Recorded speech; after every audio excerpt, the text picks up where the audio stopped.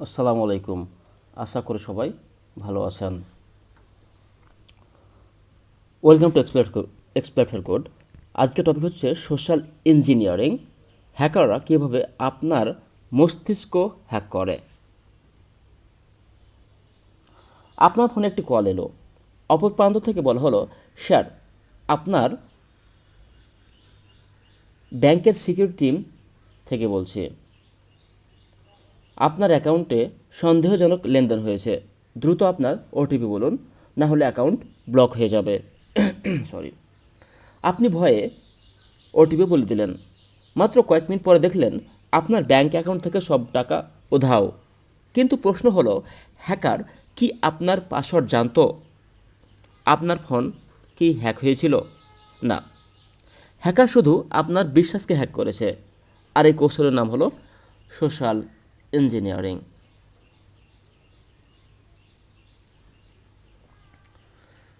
অনেক মানুষ মনে করে হ্যাকিং মানে জটিল কোড, সুপার কম্পিউটার আর অত্যাধুনিক প্রযুক্তি। কিন্তু বাস্তবে অনেক হ্যাকার কম্পিউটার হ্যাক করার আগে মানুষকে হ্যাক করে। আজকের ভিডিওতে আমরা জানবো সোশ্যাল ইঞ্জিনিয়ারিং কি, হ্যাকাররা কীভাবে এটি হ্যাক করে, সবচেয়ে জনপ্রিয় সোশ্যাল ইঞ্জিনিয়ারিং আক্রমণগুলো, এবং সবচেয়ে গুরুত্বপূর্ণ কীভাবে নিজেকে নিরাপদ রাখবেন, সেফ রাখবেন। সোশ্যাল ইঞ্জিনিয়ারিং কি?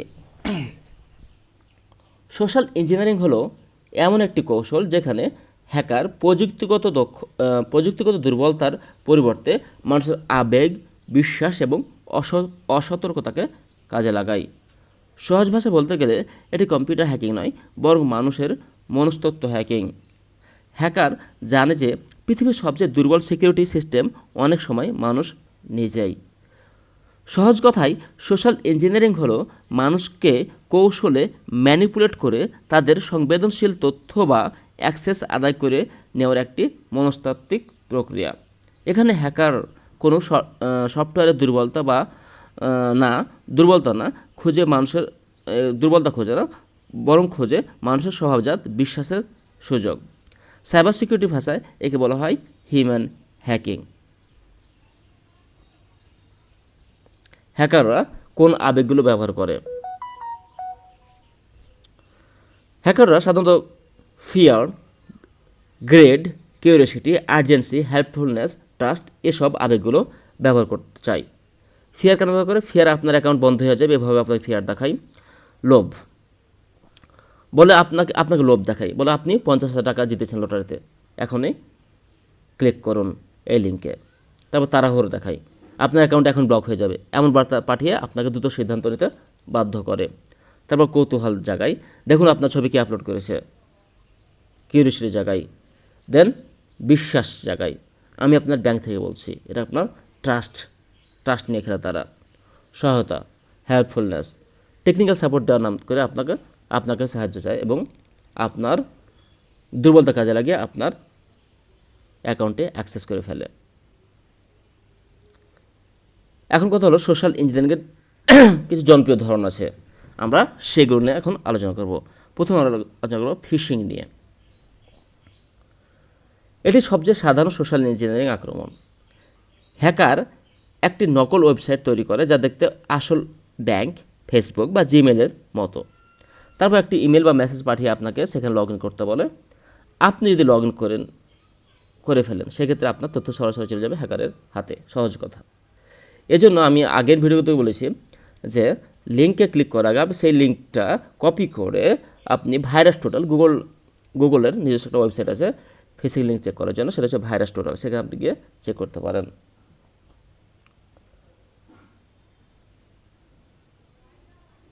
তারপর ভিসিং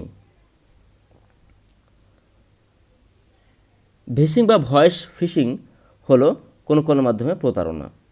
হ্যাকার নিজেকে ব্যাংক কর্মকর্তা, পুলিশ অফিসার বা সরকারি কর্মচারী পরিচয় দিয়ে আপনার কাছ থেকে গোপন তথ্য বের করার চেষ্টা করবে। দেন স্মিশিং হলো এসএমএসের মাধ্যমে ফিশিং। যেমন আপনার বিকাশ অ্যাকাউন্ট বন্ধ হতে যাচ্ছে, দ্রুত এই লিঙ্কে ক্লিক করুন। অনেক মানুষ আতঙ্কে পড়ে লিঙ্কে ক্লিক করে ফেলে এবং তারা সর্বশান্ত হয়ে যায়। প্রিটেক্সটিং, এখানে হ্যাকার একটি বিশ্বাসযোগ্য গল্প তৈরি করে। ধরুন কেউ ফোন করে বলে, আমি আপনার ইন্টারনেট কোম্পানি থেকে বলছি, আপনার অ্যাকাউন্ট যাচাই করার জন্য কিছু তথ্য লাগবে। আপনি বিশ্বাস করে তথ্য দিয়ে দিলেন। এ পদ্ধতিতে হ্যাকাররা ভুয়া পরিচয় ধারণ করে। আমাদের দেশে বিকাশ, নগদ বা ব্যাংক হেড অফিস থেকে কল আসার পর যে প্রতারণাগুলো হয় তা এই প্রিটেক্সটিংয়ের প্রকৃষ্ট উদাহরণ। তারা নিজেদের কাস্টমার কেয়ার অফিসার হিসেবে পরিচয় দেয় এবং আপনাকে কথায় ভুলে ওটিপি বা পিন কোড হাতে নেয়। দেন বেইটিং, এটি মূলত লোভ দেখানোর ফাঁদ। যেমন ফ্রি আইফোন জিততে ক্লিক করুন অথবা লেটেস্ট মুভি ফ্রিতে ডাউনলোড করুন। এ ধরনের লিঙ্কে ক্লিক করলে আপনার অজান্তে সিস্টেম ম্যালওয়্যার ইনস্টল হয়ে যায়। টেল গেটিং, এটি ফিজিক্যাল সিকিউরিটির সাথে যুক্ত, যেমন কারো অনুমোদিত কার্ডের পেছনে কোনো সংরক্ষিত এলাকায় ঢুকে পড়া। কুইড প্রোকো, কুইড মানে হচ্ছে অফার বা প্রস্তাব এবং রিটার্ন হচ্ছে রিটার্ন বা বিনিময়। এখানে হ্যাকাররা কোনো সার্ভিসের বিনিময়ে তথ্য চায়। যেমন কেউ হয়তো আপনাকে ফোন করে বলবে যে আইটি সাপোর্ট থেকে কল করেছে এবং আপনার ল্যাপটপে স্পিড বাড়িয়ে দেবে। এ বলে সে আপনার কম্পিউটার রিমোট অ্যাক্সেস নিয়ে নেবে এবং অ্যাক্সেস নিলে তো আপনার কী হবে বুঝছেন।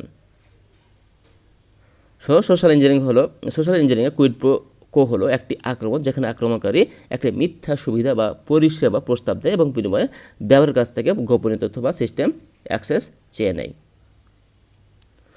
বাস্তব জীবনের ঘটনা, একটি বড় কোম্পানি একজন কর্মচারী তার বসের নামে একটি ইমেল পান।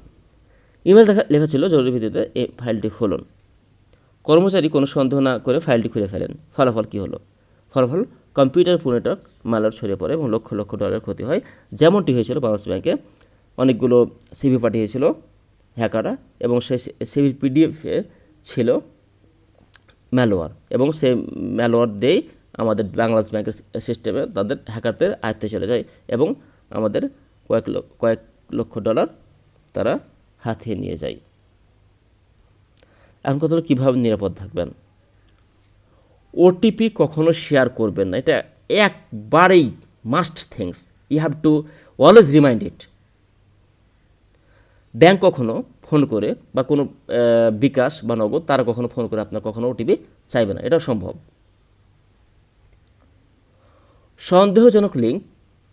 সন্দেহজনক লিঙ্কে ক্লিক করবেন না।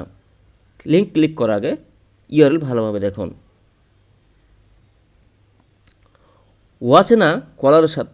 অচেনা কলারের কথা যাচাই করুন। নিজে অফিসিয়াল নাম্বারে ফোন করে নিশ্চিত হন সে আসল ব্যক্তি কিনা। 2 ফ্যাক্টর অথেন্টিকেশন ব্যবহার করুন। পাসওয়ার্ড ফাঁস হলেও অ্যাকাউন্ট কিন্তু সুরক্ষিত থাকবে আপনি যদি 2 ফ্যাক্টর অথেন্টিকেশন বা দ্বিস্তর নিরাপত্তা ব্যবস্থা ব্যবহার করে থাকেন। আবেগ দিয়ে নয়, যুক্তি দিয়ে সিদ্ধান্ত নিন। ভয়, লোভ বা উত্তেজনার মুহূর্তে কোনো সিদ্ধান্ত নেবেন না।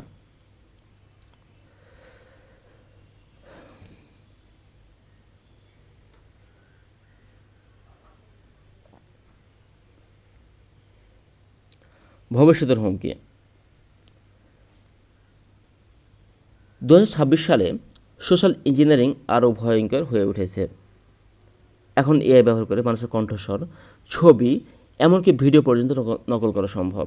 তাই ভবিষ্যতে শুধু চোখ বা কান নয়, তথ্য যাচাই করার অভ্যাসই হবে সবচেয়ে বড় নিরাপত্তা। মনে রাখবেন, হ্যাকাররা সবসময় আপনার কম্পিউটার হ্যাক করার চেষ্টা করে না। অনেক সময় তারা আপনার বিশ্বাস, আবেগ এবং অসতর্কতাকে হ্যাক করে। সোশ্যাল ইঞ্জিনিয়ারিংয়ের বিরুদ্ধে সবচেয়ে শক্তিশালী অস্ত্র হলো সচেতনতা। সচেতন থাকুন, নিরাপদ থাকুন। ভিডিওটি যদি ভালো লেগে থাকে তাহলে একটি লাইক দিন, কমেন্ট করুন এবং বন্ধুদের সাথে শেয়ার করুন। সাইবার সিকিউরিটি সম্পর্কিত আরও ভিডিও পেতে চ্যানেলটি সাবস্ক্রাইব করতে ভুলবেন না। আমি আবার হাজির হব নতুন একটি সাইবার সচেতনমূলক ভিডিও নিয়ে। সে পর্যন্ত অপেক্ষা করতে থাকুন। দেখা হবে নেক্সট ভিডিওতে। Thank you for watching this video. Thank you.